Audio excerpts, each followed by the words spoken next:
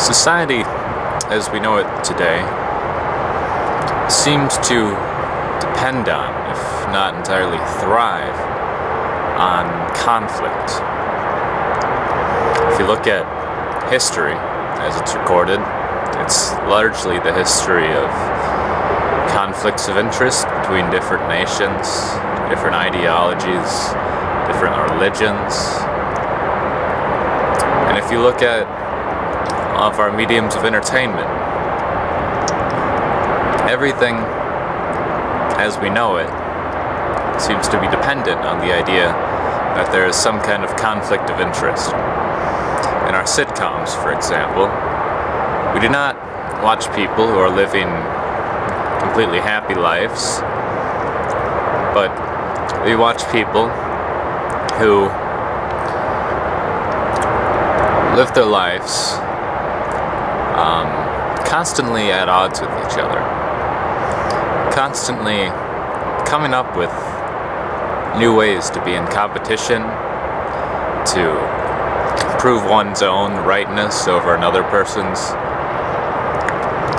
And so, in our reality television programs, you hear very often that the people participating in these things are required or asked to create drama, create conflict between each other, because that is, for some reason, what we find interesting. We like to watch scary movies. We have a government that budgets most of its money on war and so-called defense. And without conflict as we know it, how would society function?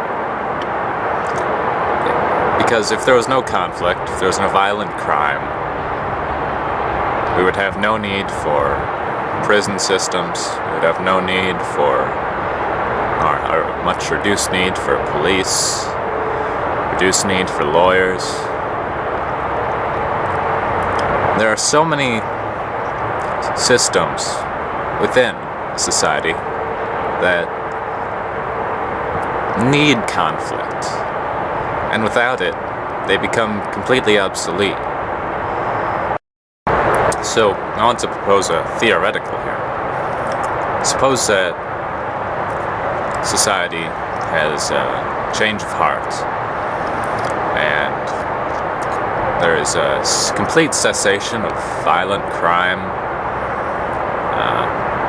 theft, and you see a lowering of conflict worldwide.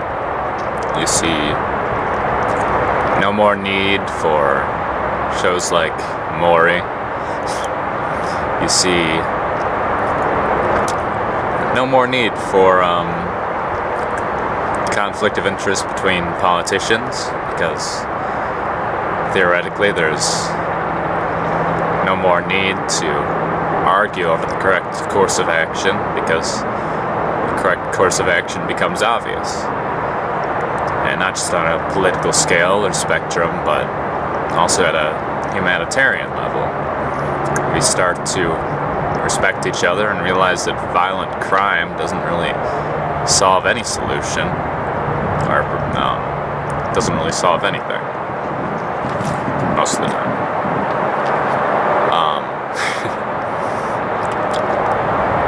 So, what does this then do in this ideal? Because this is the ideal, you know. What a policeman should want is that he can go out and he doesn't need to arrest anyone. What a lawyer should want is that he doesn't need to defend anyone, because no one needs to be defended, because no one is, committing any crimes or feels any inclination to do something to harm other people. Shouldn't this be the ideal? I mean, obviously, yes. But the question has to be asked, what then happens to all these professions that are dependent on the idea of conflict and dependent on crime. You see, the paradox of society is that it cannot function in its ideal state. If it were to achieve its ideals, then it would have to change completely. So this is opening up a lot of doors for new ideas of how you can, allocate the necessary resources to people if they're not working. A lot of people like the idea of a basic income, something that is paid to anyone regardless of whether they're working or not. And I do think that may be a step in the right direction. I mean, given how things are working right now, it doesn't seem at all likely or possible to me that things will remain the way that they are. If technology continues to progress, if